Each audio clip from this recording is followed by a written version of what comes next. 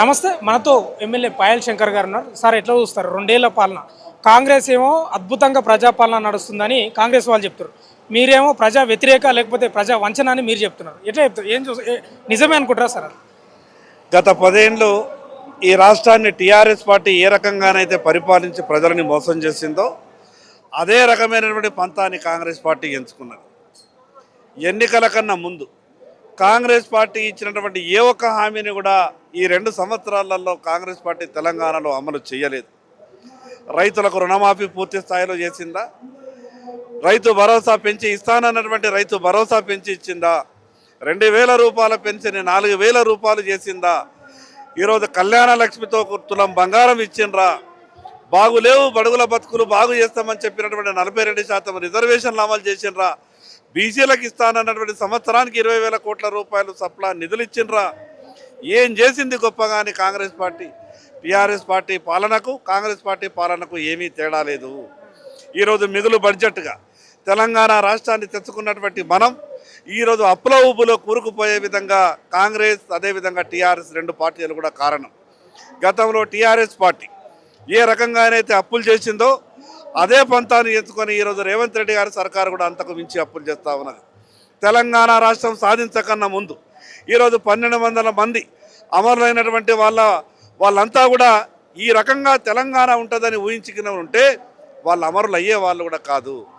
మిగులు బడ్జెట్ ఉన్నటువంటి రాష్ట్రం 8.5 లక్షల కోట్ల అప్పుల ఊబిలో ఈరోజు కనీసం ప్రభుత్వ ఉద్యోగులు పదవి విరమణ చేస్తే వాళ్ళకి ఇచ్చేటటువంటి నగదు కూడా మన దగ్గర లేదు అని అంటే ఏ రకమైనటువంటి పరిస్థితి ఉందో అర్థం చేసుకోవచ్చు.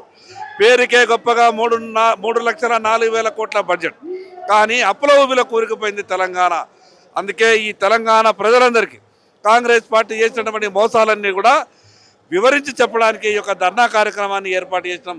తప్పకుండా రాబో రోజులలో కాంగ్రెస్ పార్టీకి తెలంగాణ ప్రజలు బుద్ధి చెప్తారు. సార్ మీరేమో మోసం అంటున్నారు కాంగ్రెస్ వాళ్ళేమో అసలైన మోసకారులు బీజేపీ వాళ్ళే. కేంద్రం నుంచి నిధులు రాకుండా అడ్డుకుంటున్నారు. ముఖ్యంగా కిషన్ రెడ్డి అయితే ఆయనకు మంచి పేరు, రేవంత్ రెడ్డికి మంచి పేరు వస్తుందని దురుద్దేశంతో నిధులు రాకుండా అడ్డుకుంటున్నారు అనేది రేవంత్ రెడ్డి ఆరోపిస్తున్నారు. ఈరోజు తెలంగాణ రాష్ట్రానికి నిధులు ఇవ్వకుంటే మొన్న జరిగినటువంటి పార్లమెంట్ ఎన్నికల్లో 8 పార్లమెంటు స్థానాలు భారతీయ జనతా పార్టీ గెలవగలుగుతుందా? 13 సంవత్సరాలలో 13 లక్షల కోట్ల రూపాయలు భారత ప్రధానమంత్రి నరేంద్ర మోడీ గారి నాయకత్వంలో తెలంగాణ రాష్ట్రానికి నిధులు వచ్చినాయి. గౌరవ కిషన్ రెడ్డి గారు లెక్కలతో సహా పుస్తక రూపంలో ఏ శాఖకు ఎన్నెన్ని లక్షల కోట్లు ఇచ్చినాం, ఎన్ని వేల కోట్లు ఇచ్చినాం, ఎప్పుడు ఇచ్చినాం అనేది లెక్కలు చెప్పిండ్రు. ఈరోజు పాలన చేతగాని కాంగ్రెస్ పార్టీ ఈరోజు నిందలు వేరే వాళ్ళ మీద వేసి తప్పించుకోవాలని ప్రయత్నం చేస్తూ ఉన్నది. వాస్తవాలు తెలంగాణ ప్రజలకు తెలుసు. భారతదేశంలో ఉన్నటువంటి అన్ని రాష్ట్రాలని ఈరోజు భారతీయ జనతా పార్టీ నరేంద్ర మోడీ గారు సమానంగా చూస్తూ ఉన్నారు. దాని ఆలోచన విధానమే 3వసారి ముచ్చటగా దేశ ప్రధానమంత్రి నరేంద్ర మోడీ గారు కాగలిగారు. అందుకు కాంగ్రెస్ పార్టీ ఎన్ని అబద్ధాలు మాట్లాడినా భారతీయ జనతా పార్టీ మీద, కిషన్ రెడ్డి గారి మీద, బండి సంజయ్ గారి మీద ఆరోపణలు నెపమేసే ప్రయత్నం చేసినా కూడా తెలంగాణ ప్రజలు నమ్మేటటువంటి పరిస్థితిలో లేరు. సార్ ఇంకోటి, ఈ మూసీకి సంబంధించి సుందరీకరణకు నిధులు కానీ లేకపోతే మెట్రో విస్తరణ కానీ పాత బస్తీకి మెట్రో విస్తరణ జరగొద్దా? ఎందుకు అడ్డు వస్తుంది, వాళ్ళకు ఎందుకు గుర్తు వస్తుంది అనేది వాళ్ళు ఆరోపిస్తారు. ఈరోజు ఉన్నటువంటి సమస్యలకే డబ్బు లేదని చెప్తున్నాం. జీతాలు ఇవ్వలేనటువంటి పరిస్థితులు అంటున్నారు. అప్పులకు ఎక్కడికి వెళ్ళినా కూడా ఎవరు కూడా కనకలేస్తలేరని మాట్లాడుతున్నారు. అటువంటప్పుడు 1,50,000 కోట్ల రూపాయలు మూసీ సుందరీకరణకు ఎక్కడి నుంచి నిధులు తీసుకొస్తావు? ఈరోజు కేంద్ర ప్రభుత్వం గొప్పగా ఆలోచనతో ఈరోజు ఎస్టీబీ ప్లాంట్లు ఇచ్చింది. అమృత్ పథకంలో 1,000 కోట్ల రూపాయలు ఇచ్చింది. అమృత్ పథకంలో ఇచ్చినటువంటి 1,000 కోట్ల రూపాయలతో ఎస్టీపీలు నిర్మాణం చేస్తే ఉన్న సమస్యని పరిష్కారం చేసుకోవచ్చు. ఈరోజు కమిషన్లకు కక్కుర్తి పడ్డది గతంలో టీఆర్ఎస్ పార్టీ. ఆ రకంగానే కాంగ్రెస్ పార్టీ కూడా కమిషన్లకు కక్కుర్తి పడి పాత పనులు చేస్తే మాకేమొస్తుంది, ప్రజలకు ఉపయోగపడని ప్రాజెక్టులు తీసుకొచ్చి కమిషన్లు తీసుకోవాలన్న ఆలోచనతోని కాంగ్రెస్ పార్టీ ముందుకెళ్లే ప్రయత్నం చేస్తున్నారు. చివరి ప్రశ్న, ఈశ్వరాచార్య మృతికి కారణం ఆ యొక్క బాధ్యత తీసుకోవాల్సింది బీజేపీ. ఎందుకంటే 9th షెడ్యూల్లో పెట్టలేదు. మేము చేయాల్సిన ప్రయత్నాలు అన్నీ చేసినాం. ఇక్కడున్న 6 ఎంపీలు కానీ 2 కేంద్ర మంత్రులు కానీ అక్కడ పోయి చెప్పకపోవడం వల్లనే రిజర్వేషన్లు చట్టబద్ధంగా అమలు కాలేదు. అందుకే బీసీ బిడ్డ ఈరోజు చనిపోయింది. దానికి బాధ్యత బీజేపీ వాళ్ళే వహించాలని చెప్తున్నారు సార్. ఆ యొక్క బీసీ బిడ్డ అమరుడైనందుకు, బీసీ బిడ్డకు చావుకు కారణం కాంగ్రెస్ పార్టీ. పూర్తిగా కాంగ్రెస్ పార్టీ ఆ చావుకు బాధ్యత వహించాలి. ఇది ప్రభుత్వ హత్యగా భావిస్తాం. నేను ఆ రోజు శాసనసభలో చెప్పిన, మీరు 42% రిజర్వేషన్ ఇస్తామని కేవలం అసెంబ్లీలో తీర్మానం చేస్తే సరిపోదు, మీ అమలులో చిత్తశుద్ధి లేదు, ఉన్నటువంటి ఇబ్బందులని నేను చెప్పే ప్రయత్నం చేసిన. ఈరోజు సుప్రీంకోర్టు ఇచ్చినటువంటి జడ్జిమెంట్ని గుర్తు చేసిన, హైకోర్టు ఇచ్చినటువంటి జడ్జిమెంట్లని గుర్తు చేసిన. షెడ్యూల్ 9 అనే విషయం ఈరోజు గౌరవ సుప్రీంకోర్టు చాలా క్లుప్తంగా చెప్పింది.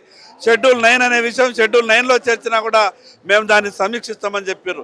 కర్ణాటక ప్రభుత్వం పట్ల ఇబ్బంది చెప్పినాం, మహారాష్ట్రలో జరిగిన ఘోరాలు చెప్పినాం, తమిళనాడులో జరిగిన విషయాలు చెప్పినాం. అన్ని విషయాలు చెప్పిన తర్వాత కూడా బీసీలని కేవలం తీర్మానం ద్వారా మోసం చేయొచ్చన్నటువంటి ఆలోచనతోనే కాంగ్రెస్ పార్టీ ఈరోజు 42% అమలు చేయకుంటే ఎన్నికలు పెట్టమని చెప్పినటువంటి ఈరోజు ఈ రాష్ట్ర ప్రభుత్వం 3,000 కోట్ల రూపాయలు నిధులాగిపోయినాయని ఎన్నికలు పెడుతున్నామని చెప్పారు. మరి సంవత్సరానికి 20,000 కోట్ల రూపాయలు బీసీలకు ఇచ్చే నిధులాగిపోయినాయి కదా, దాని మీద కాంగ్రెస్ పార్టీ ఏం సమాధానం చెప్తుంది? 100% ఆ బీసీ బిడ్డ చావుకు కాంగ్రెస్ పార్టీ కారణమని సందర్భంగా తెలియజేస్తున్నారు. నిజంగా చిత్తశుద్ధి ఉంటే ఎందుకు పరామర్శించలేదు బీజేపీ వాళ్ళు? ఒక్కరు పోయి అనేది వాళ్ళు ఆరోపిస్తారు. ఎందుకు వెళ్ళలేదు? వెళ్ళిండ్రు, స్థానిక నాయకులు వెళ్ళిండ్రు, మేము కూడా మాట్లాడినాం.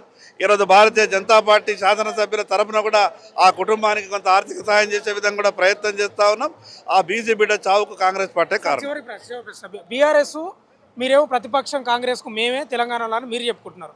100% బీఆర్ఎస్ మేము అని వాళ్ళు చెప్పుకుంటున్నారు. అది రుజువు అయిపోయింది జూబ్లీహిల్స్లో. ఇక ఏం లేదు, డౌట్ ఏం లేదు, మేమే బీఆర్ఎస్ అని వాళ్ళు చెప్తారు. బీఆర్ఎస్ అనే పార్టీ ఈ తెలంగాణలో భవిష్యత్తులో ఉండదు. కాంగ్రెస్ పార్టీ 2 సంవత్సరాల పాలన ఈరోజు తెలంగాణ ప్రజలు చూసిన తర్వాత భవిష్యత్తులో కాంగ్రెస్ పార్టీకి అవకాశం ఇవ్వరు. దేశమంతా కూడా నరేంద్ర మోడీ గారి నాయకత్వంలో ఏ రకంగానైతే అభివృద్ధి చెందుతుందో, తెలంగాణ రాష్ట్రంలో కూడా బీజేపీ అధికారంలోకి రావాలని తెలంగాణ ప్రజలు కోరుకుంటున్నారు. ఈరోజు టీఆర్ఎస్ పార్టీ కుటుంబ కలహాలతోని ఈరోజు కవితనే చెప్తున్నది కదా, టీఆర్ఎస్ పార్టీ నేరాలు ఘోరాలు ఏ రకంగా చేసిందో. ఇంకా వేరే వాళ్ళు చెప్పాల్సిన అవసరమే లేదు. టీఆర్ఎస్ పార్టీ ఏ రకంగా కుట్రలు చేస్తుంది, ఏ రకంగా ఇబ్బందులు పెడుతుంది, ఏ విషయాలలో ఎంతెంత దోచుకున్నది కవితనే ఇల్లుకు ఊరూరుకు తిరిగి చెప్తా ఉన్నది. అందుకొరకు టీఆర్ఎస్ పార్టీ కంటున్నటువంటి కళలు నిజం కావు. ఇక 10 ఏళ్ళు పాలించింది సరిపోయింది. భవిష్యత్తులో ఈ రాష్ట్రంలో భారతీయ జనతా పార్టీ మాత్రమే అధికారంలోకి వస్తుంది. దాంట్లో ఎవరికి ఎక్కడ అనుమానాలు అవసరం లేదు. Thank you sir.